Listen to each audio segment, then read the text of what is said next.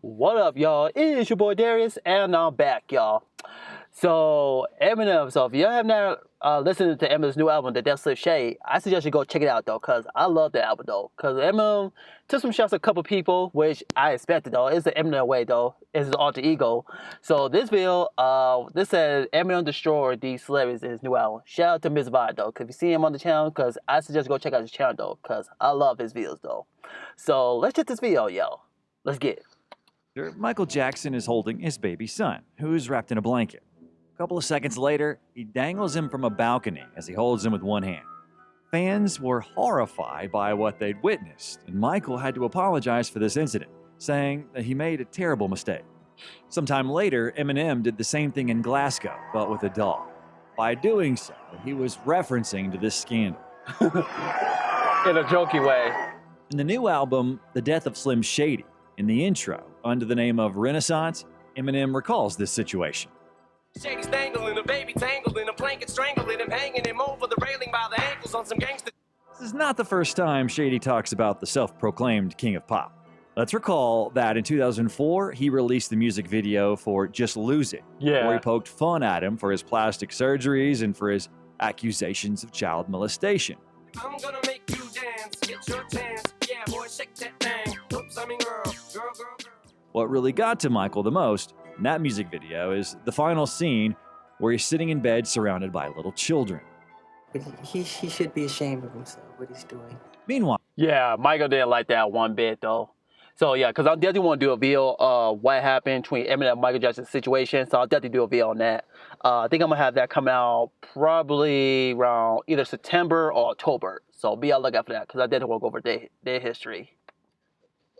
the second line is about the situation when Vanilla Ice was allegedly suspended from the balcony by his ankles by Suge Knight, a prominent figure in gangster rap.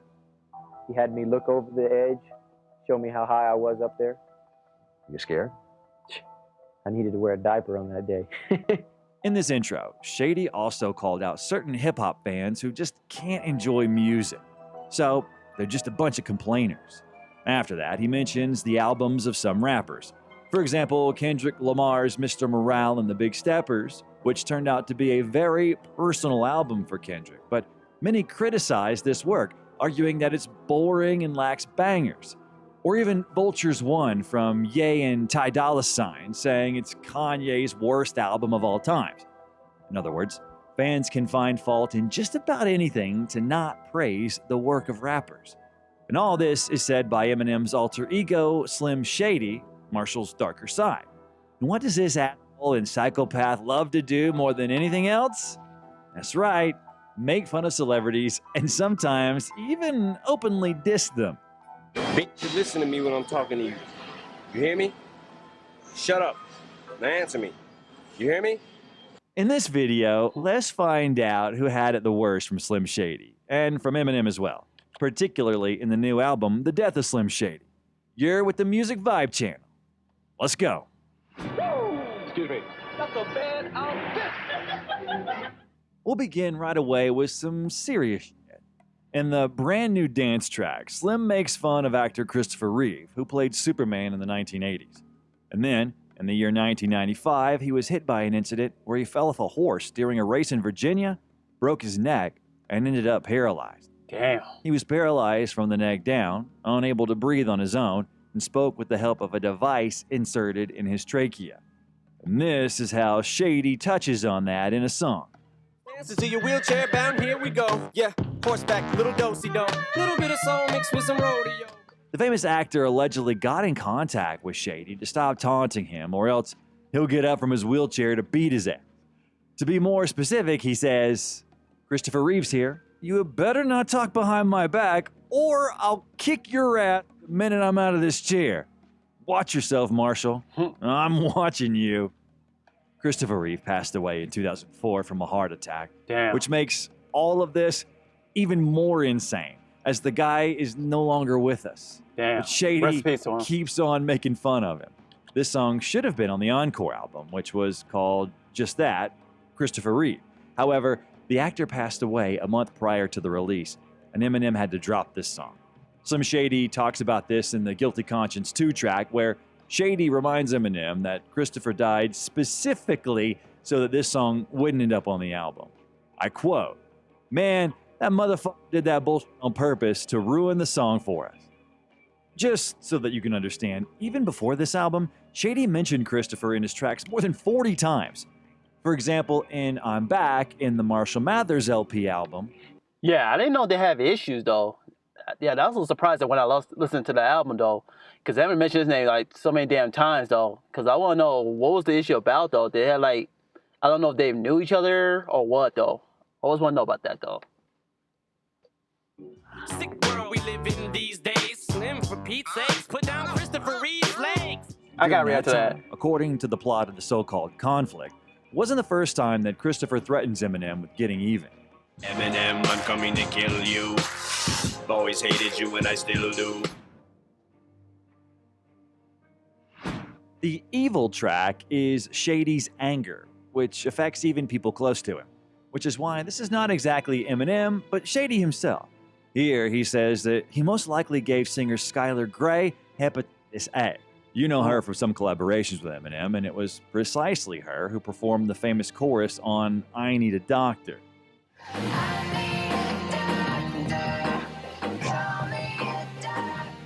At some point, he was even angry at his mentor, Dr. Dre, that he actually slapped him. "And I've had a bad day, I just slapped Dre. Do not tell me what I can't say. Why? That's gay." Oh, and as usual, he mentions his mother. At the end of the track, he asks her whether she's proud of him or not, because I think I'm just like you now because I turned out so evil. moving on. In Houdini, he told his kids to go to hell. I remind you once again that all of that was not Eminem. Also, we've got Eminem. In case you're thinking Candace, Oh that my name vaguely goodness. rings a bell. Candace Owens, a political What a activist, released a disgrace. video last year where she criticizes him for sending a cease and desist notice to former Republican presidential candidate Vivek Ramaswamy for rapping his song Lose Yourself during a campaign event. Don't matter, he's dope. He don't matter, but he's dope. I honestly can't show you anything else for the rest of the day that could be more harmless than that. A couple of kids around him recording. He's trying to get out, get the youth vote by showing, actually, I love Eminem's music too. But this really shook Eminem to his core. He could not deal with this. Also, when she shared the link to the video on X, she captioned the post saying the following: "Am I getting older or is Eminem getting gear?" And so I ain't mad at her. I ain't gonna throw the fact that I forgot she was black back. Also, due to some of her controversial statements, many members of the black community criticized her and accused her of rejecting her own race. Moreover, Eminem called the famous picture where she's standing with Kanye, "Lava her like them crackers she's backing after her back is turned," in a cute MAGA hat with her brand new White Lives Matter shirt. Haha, nope.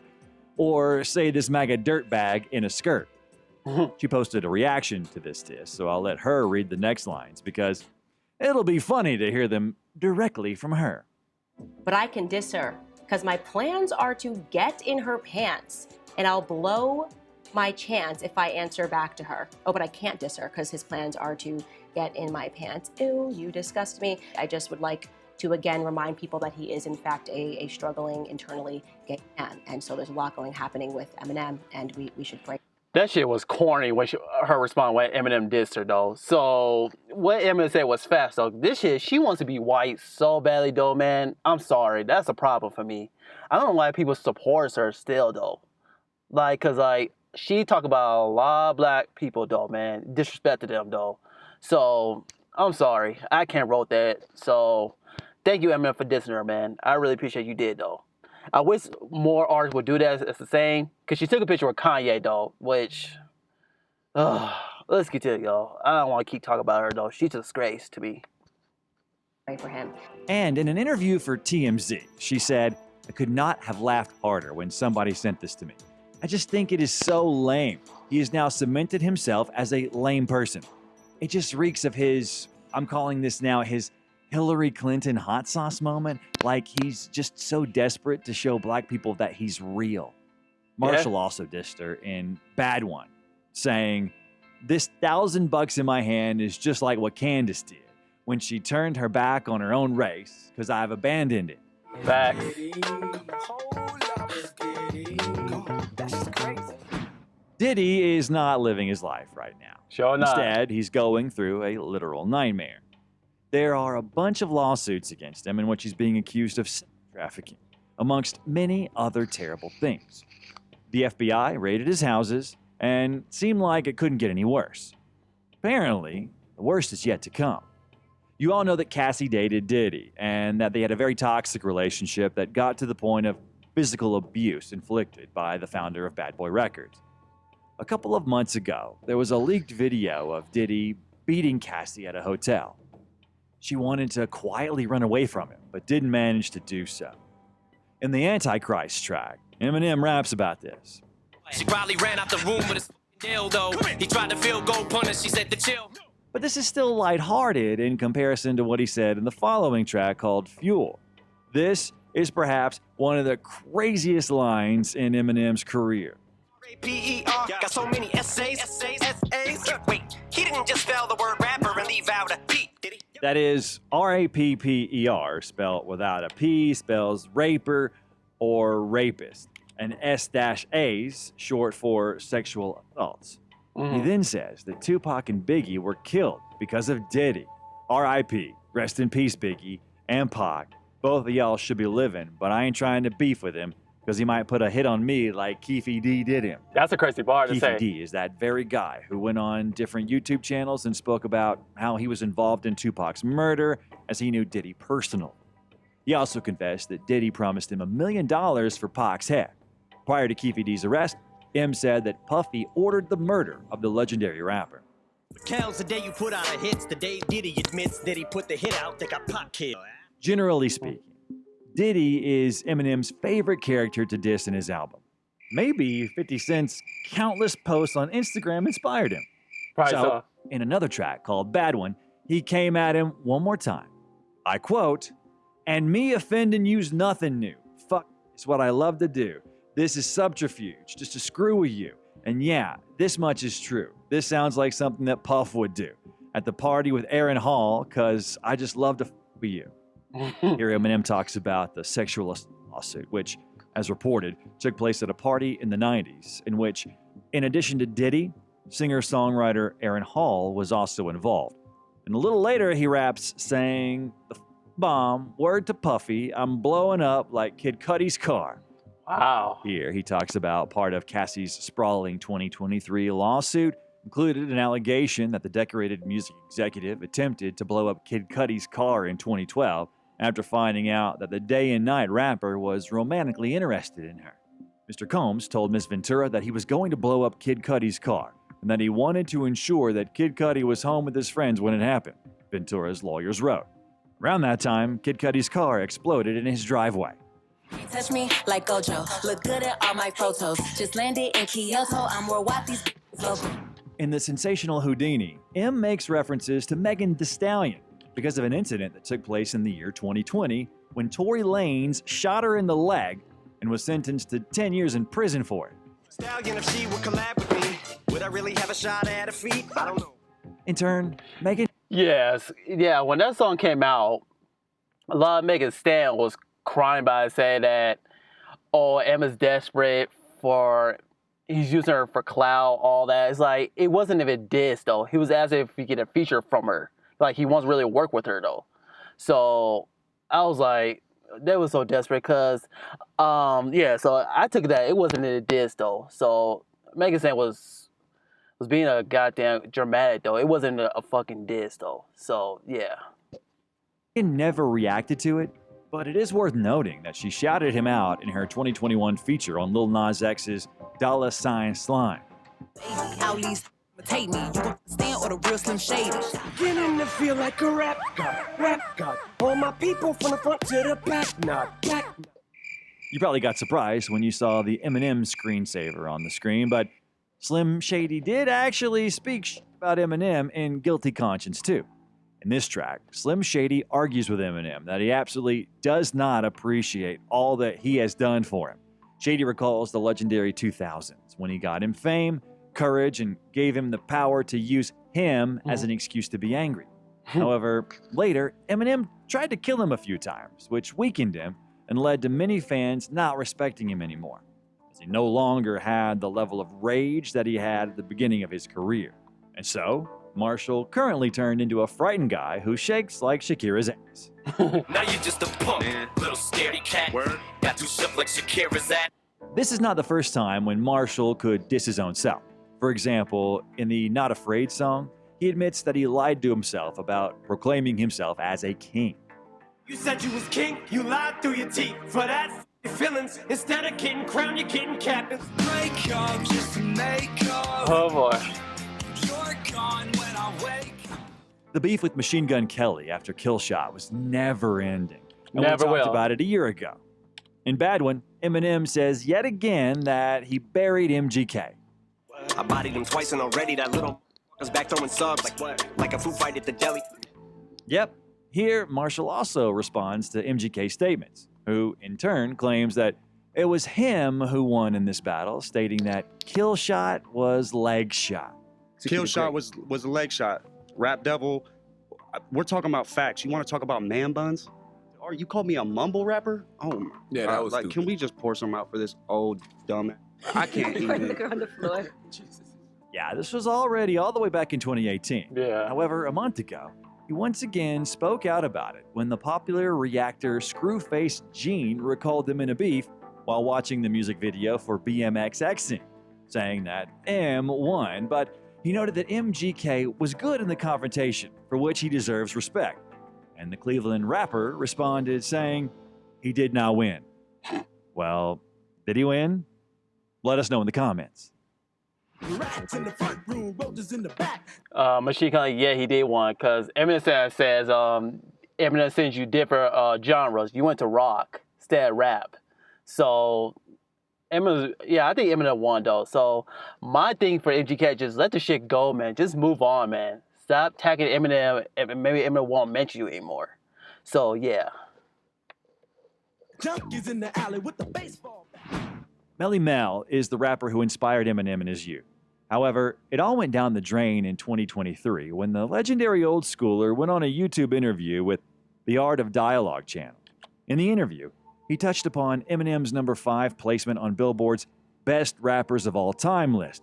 And the hip-hop legend said that he isn't doubting Eminem's skills on the mic, but he does feel that he wouldn't be ranked as high as he is if it wasn't for the color of his skin.